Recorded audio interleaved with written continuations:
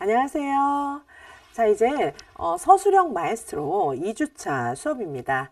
자, 오늘은 사회관계 영역을 보도록 하실 텐데요.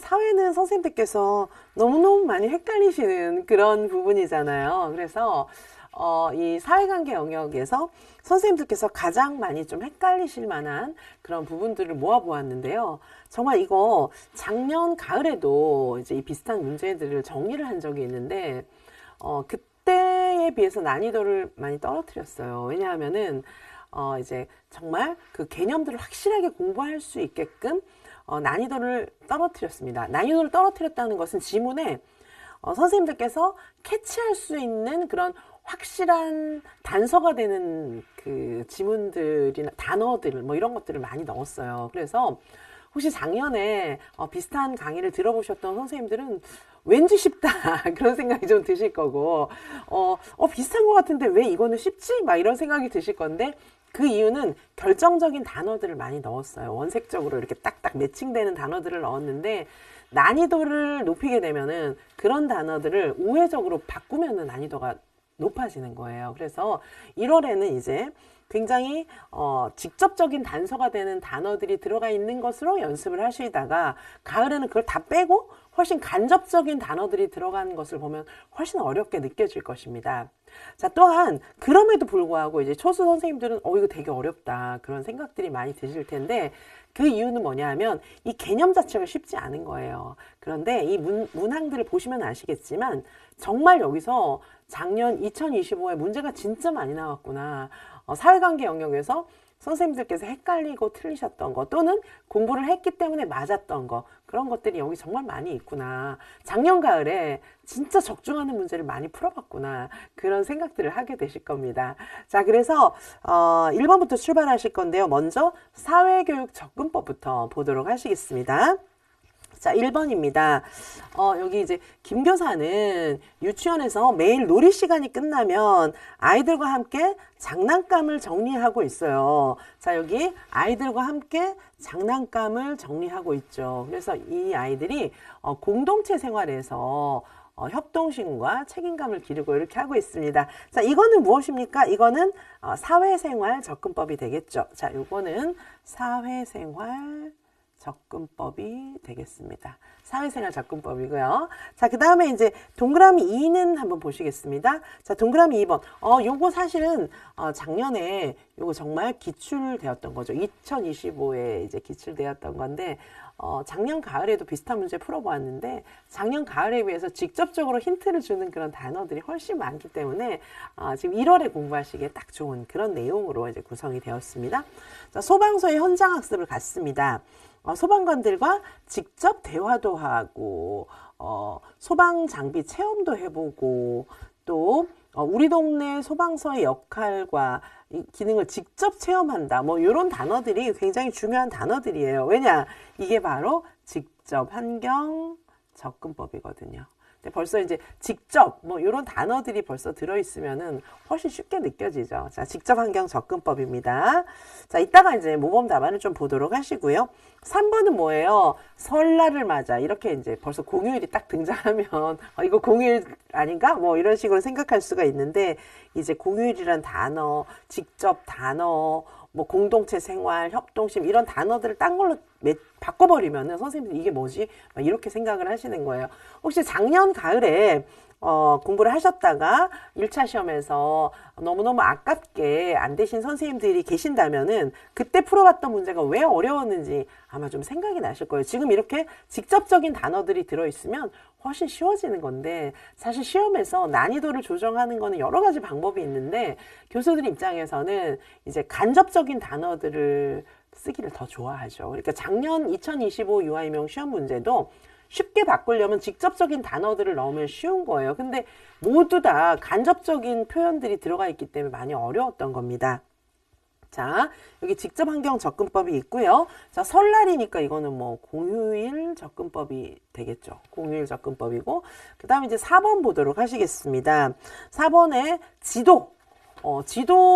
지도에 대한 거, 그 다음에 뭐 방향과 위치, 개념, 그 다음에 설명도 해주고, 또 개념, 사고력, 뭐 이런 게 들어가잖아요. 이게 이제 굉장히 힌트가 되는 단어들이 굉장히 많이 넣어놓은 거예요. 자, 요거는 사회과학 개념 구조화. 요거는 사회과학 개념 구조화 접근법이다. 이렇게 이제 보실 수가 있겠습니다.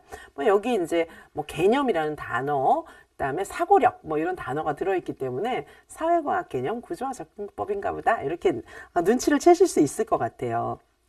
자, 5번입니다. 5번에 보시면은 정교사는 감자 농사가 많은 지역의 특성을 살렸다.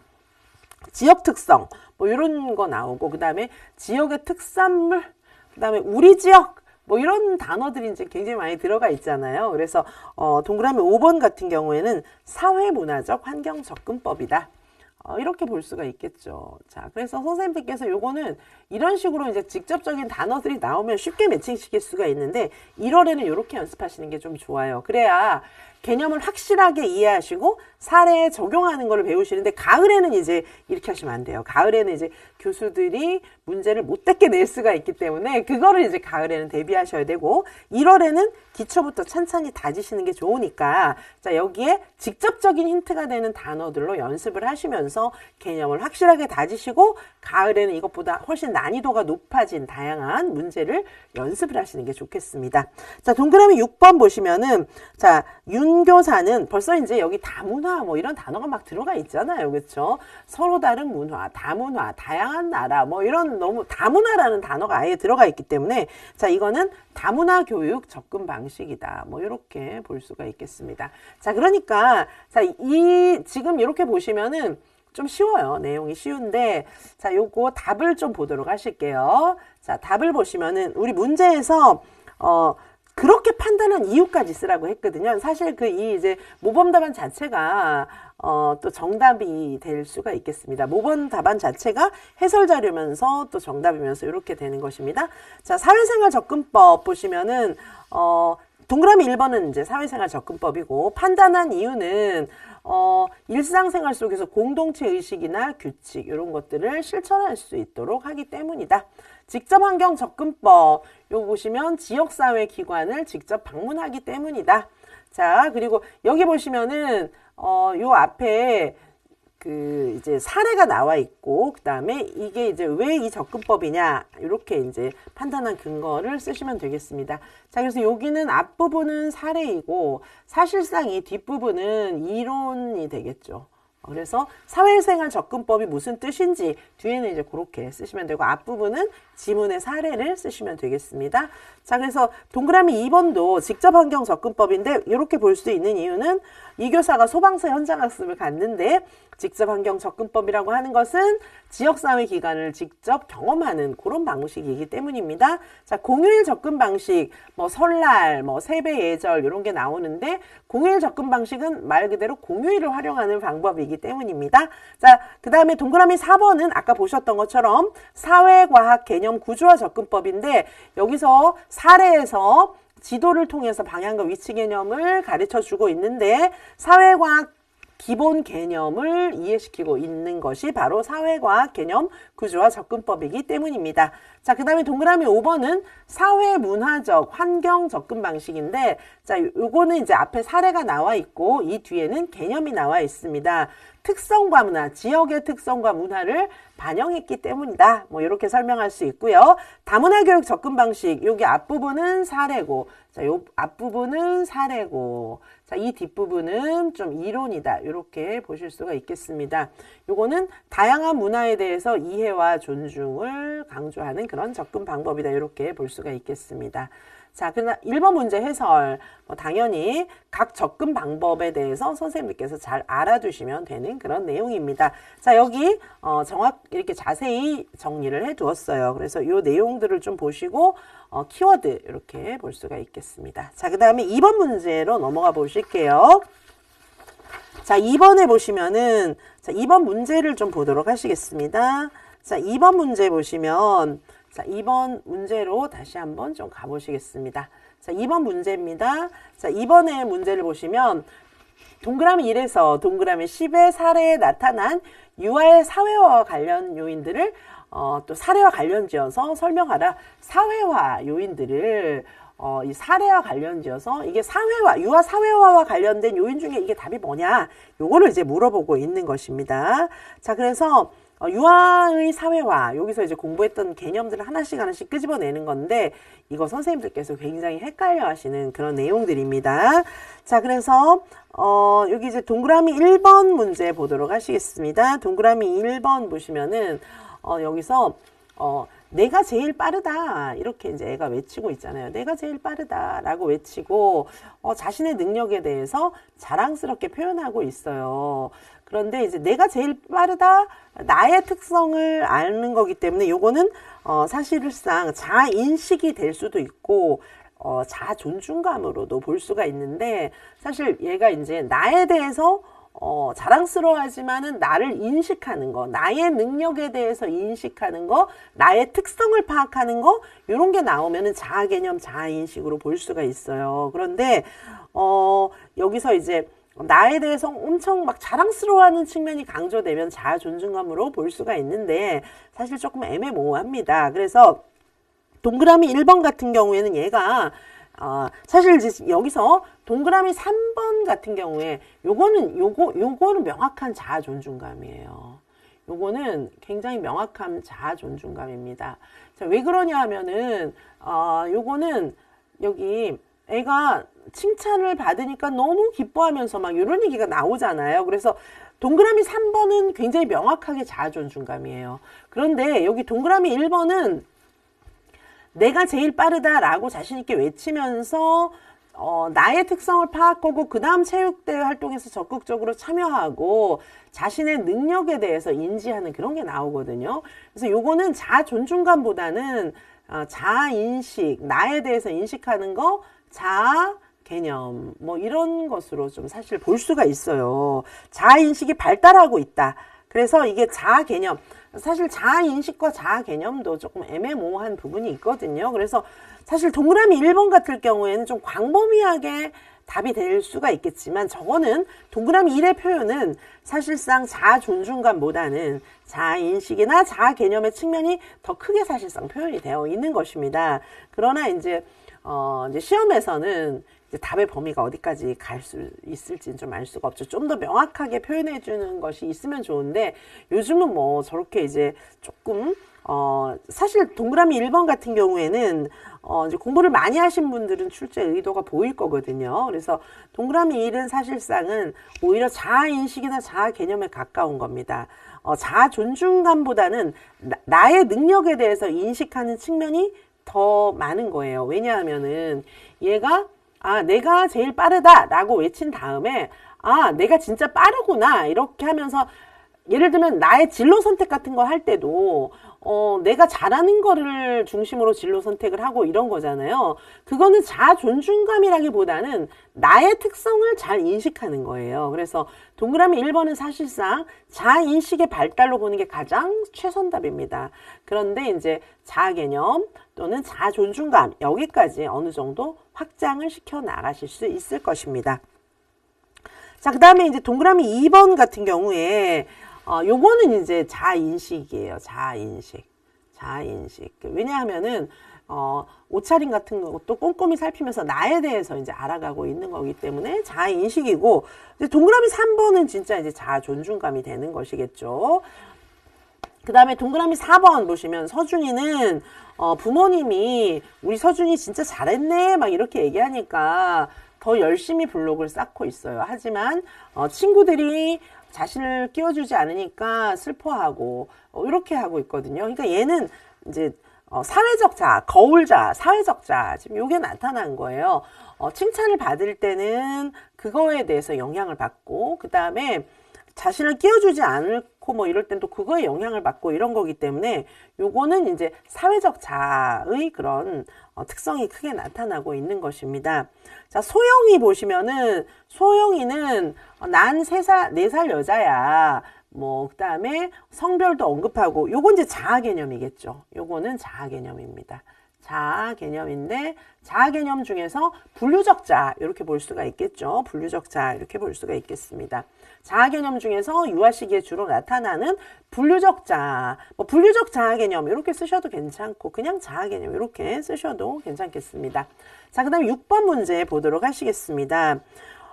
현우는 장난감을 뺏으려 할 때 화가 났지만 때리는 대신에 뭐 그렇게 하면 안 돼. 뭐 이렇게 기분 나빠. 이렇게 갈등사. 자, 6번부터는 지금 조금 다른 문제죠. 자, 그래서 여기 해설을 좀 보도록 하시겠습니다. 자, 6번 문제부터는 조금 이제 다른 그런 답이 되겠습니다.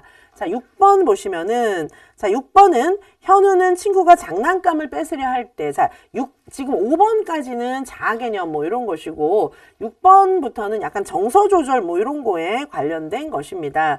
자, 그래서 6번은 말로 자신의 감정 이런 것들을 좀 표현하고 있죠. 때리거나 뭐 이런 거는 아니고 화가 났지만 여기 보시면 때리는 대신에 현우는 감정 조절을 하고 있다. 뭐 이렇게 이야기하고 있죠. 그래서 6번은 현우의 감정 조절이다. 뭐 이렇게 볼 수 있겠습니다. 왜냐하면 이거는 때리는 대신에 자신의 감정을 조절하고 있기 때문이다. 이렇게 볼 수가 있겠습니다. 자, 7번 지문 보시면 여기 지민이는 작은 사탕을 자, 여기 보시면 지금 여기 해설을 제가 이제 놓은 게 조금 약간 헷갈려요. 이거는. 그래서 7번하고 지금 뭐가 헷갈립니까? 충동 억제하고 자, 그다음에 여기 이제 만족 지연 요게 조금 헷갈릴 수가 있어요. 그래서 7번 지문에 보시면 7번은 지민이는 더 큰 보상을 위해서 순간의 욕구를 억제하는 거. 요건 이제 충동 억제고 만족 지연은 장기적 목표를 위해서 즉각적인 만족을 지연시키는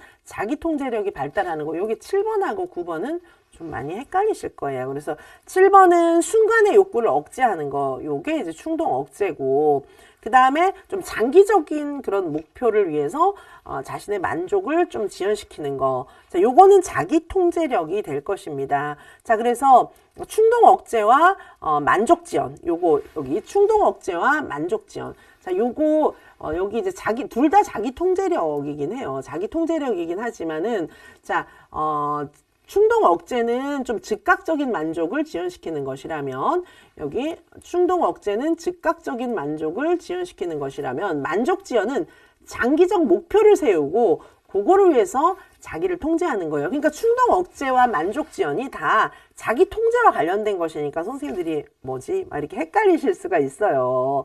자, 그런데 충동 억제는 상대적으로 좀 즉각적인 거, 순간의 욕구 뭐 이런 것이고 만족 지연은 조금 더 긴 관점에서의 자기 통제력이 발달인데 자, 요게 이제 두 가지가 조금 헷갈리실 수가 있을 것이고 그다음에 유혹 저항까지 들어가면 이제 뭐지? 이제 더 헷갈리는 거예요.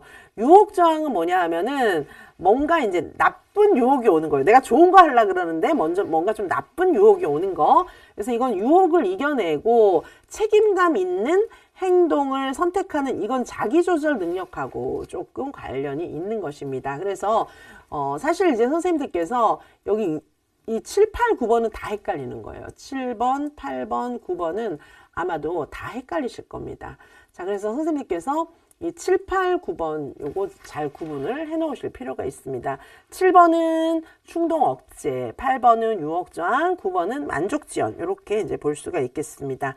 자, 그 다음에 10번은 유나의 자의식이에요. 자의식. 자의식은 이제 부끄러움을 느끼거나 이제 다른 주변의 타인의 시선을 굉장히 의식하는 거. 요게 이제 자의식이 되겠습니다. 그럼 문제로 다시 돌아가셔서 선생님들께서 가장 어려워하실 만한 7, 8, 9번 요걸 다시 한번 좀 보신다면은 자, 여기 7번은 지민이는 작은 사탕을 지금 받을 수 있었지만 내일 더 큰 사탕을 받을 수 있다는 말에 기다리는 거예요. 지금 당장 받을 수 있는 거를 포기하고 내일 받을 더 큰 그런 보상을 기다리는 거. 요건 충동이에요. 왜냐? 지금 받을 수 있기 때문이에요. 지금 받을 수 있기 때문에. 자, 비슷한 9번이 이제 만족 지연이잖아요. 여기 보시면은 용돈을 받자마자 작은 자동차를 사고 싶었지만, 여기도 이제 받자마자가 있긴 하지만, 지금 당장은 아니고 이제 작은 자동차를 사고 싶었지만, 돈을 더 모으는 건 굉장히 오래 걸려요. 그렇죠? 그래서, 친구들이 가지고 노는 걸 보면서도 이제 약간 장기적인 그런 프로세스가 나와 있잖아요. 자, 요거는 이제 만족지연이에요. 만족지연. 약간 좀 장기적인 프로세스가 나와 있는 거. 친구들을 보면서 비교하고 이런 내용이 나와 있습니다. 자, 그래서 7번하고 9번이 매우 비슷하지만 7번은 즉각적인 거. 요거 충동 억제고 9번은 약간 장기적인 거. 요거는 이제 만족지연이 되겠습니다. 자, 8번입니다. 자, 이걸 근데 이제, 충동 억제와 만족지연, 요걸 두 개를 합해가지고 그냥 만족지연, 요렇게 이제 구분하는 그런 경향도 있어요. 예를 들면 뭐, EQ 지수 같은 거 있잖아요. 그런 거, EQ 지수 같은 경우에는 충동 억제는 없고 만족지연만 있거든요. 그래서 어떤 경우에는 충동 억제를 만족지연하고 이제 엮어서 보기도 하는데, 이게 이제 둘 다 그래서 헷갈리는 거예요. 근데 두 개를 좀 구분해 보시기 바라겠습니다. 그 다음에 이제 8번은 유혹 저항이에요. 유혹 저항은 뭐예요? 내가 좋은 거 하려고 그러는데 뭔가 나쁜 거 하려고 이렇게 꼬드기는 거. 그런 거 있잖아요. 자, 그런 게 이제 유혹 저항이고, 그 다음에 10번 보시면은 요거는 이제 자의식. 얼굴을 붉히며 고개를 돌리고 모두의 관심을 한 몸에 받으니까 부끄러워하고 뭐 이런 거예요. 이거는 이제 타인의 시선에 굉장히 민감해지는 거. 요거를 이제 자의식이라고 보실 수가 있겠습니다. 자, 그 다음에 3번 문제로 넘어가 보도록 하시겠습니다. 자, 3번입니다. 3번에 보시면 가를 읽고 동그라미 1에서 동그라미 3에 나타난 유아 사회와 관련 개념을 사례와 관련지어서 설명하는 것입니다. 지금 이게 문제 몇 문제 안 풀었지만은 앞에 문제가요. 지문이 막 10개씩 되기 때문에 지금 한 15문제는 거의 풀어본 그런 거예요. 문항 번호로는 몇 개 안 되지만은 굉장히 많은 문제를 풀어본 거예요. 자, 그래서 설명 제가 한참 했는데 겨우 2문제밖에 지금 설명을 못했습니다. 자, 3번 보도록 하시겠습니다. 가를 읽고 동그라미 1에서 동그라미 3에 나타난 유아의 사회와 관련 개념을 사례와 관련이요 설명하시오. 뭐 이런 문제입니다. 자, 그래서 동그라미 1에 보시면은 3세의 은희는 엄마의 찌푸린 표정을 보고 지금 3세의 은희가 엄마의 찌푸린 표정을 보고 엄마 화났어? 이렇게 묻고 있어요. 그리고 4세 민재는 동생이 우는 소리를 듣고 동생이 배고픈가 봐 이렇게 얘기하고 있거든요. 자, 그래서 요거는 사회인지에 해당합니다. 요건 이제 사회인지예요. 자, 선생님들께서 사회인지가 뭐지? 막 이렇게 많이 헷갈리실 수 있는데 사회인지라고 하는 것은 대인관계와 타인의 감정 이런 것들을 이제 추론하는 그런 능력이에요. 자, 선생님들께서 네, 요거 사회인지 이제 여기 답이 여기 아까 문제에 대한 답인데요. 자, 사회인지라고 하는 것은 대인관계와 타인의 감정, 생각을 추론하는 능력을 사회인지라고 하는 거예요. 한마디로 눈치 빠르게 분위기 파악을 잘하는 거예요. 그래서 사회인지가 잘 안 되면은 어떻게 될까요? 분위기 파악 못하고 막 엄마가 막 화났는데 신난다 막 뛰어놀고 이러다가 한 대 얻어맞고 뭐 이렇게 되는 거예요. 예를 들면 친구들도 막 엄청 슬퍼하고 있는데 자기 혼자 막 기쁘게 춤추고 이러다가 걔는 왕따 되겠죠. 그렇죠? 자, 그래서 이 사회인지를 잘하면은 타인의 감정이나 생각을 추론하면서 어떻게 할까요? 그거에 맞는 반응을 하게 되는 거예요. 자, 그게 사회인지예요. 분위기 파악 잘하는 거. 근데 분위기 파악을 혼자 잘하는 게 아니라 엄마는 이런 얼굴이네. 이런 생각이겠구나. 내 동생은 지금 이런 얼굴이네. 내가 이거에 맞게 이렇게 행동하면 되겠구나. 이런 게 바로 사회인지라고 하는 것입니다. 자, 이해되시죠? 자, 선생님들께서 이거 맨날 헷갈리시는 그런 개념 아닙니까? 자, 그래서 여기 보시면은 엄마의 찌푸린 표정을 보고 엄마 화났어? 라고 은희는 물어보았어요. 자, 선생님들 여기 보시면은 얘는 엄마의 찌푸린 표정을 보고 얘는 그거에 적합하게 반응하는 거예요. 엄마 화났어? 약간 위로하려는 그런 거예요. 그 다음에 동생이 우는 소리를 듣고 동생이 배고픈가 보다. 얘는 동생이 나 배고파 이런 게 아니잖아요. 동생이 울었어요. 우는 소리를 들은 거예요. 근데 우는 게 친구한테 맞아서 울 수도 있고 뭐 여러 가지 엄마 어디 갔나 몰라서 울 수도 있고 그랬잖아요. 근데 얘는 우는 소리를 보면서 사회 인지하는 동생이 배고픈가 본데 이렇게 하고 있는 거잖아요. 얘는 분위기 파악 잘하는 거예요. 그렇죠? 예를 들면 친구가 막 너무너무 슬퍼하는데 나 혼자 신난다 이렇게 안 하겠죠. 친구가 슬픈가 보다. 그거에 맞게 행동하겠죠. 바로 이런 게 사회인지라고 하는 것입니다. 와, 지금 제가 설명을 진짜 지금 지금 이제 계속 하자면은 사실 여기 유아 사회와 관련된 개념들도 볼 게 너무너무 많은 거예요. 자, 오늘 그래서 이제 조금 있다가 계속 설명을 다 할 겁니다. 여기, 3번, 4번은 사회화와 관련된 내용이고요. 그 다음에 이제, 그 다음 페이지의 문제는 여기 보시면 친사회적 행동 관련된 거. 와, 친사회적 행동 관련된 내용들도 쌤들 너무 힘든 거 많아요, 사실.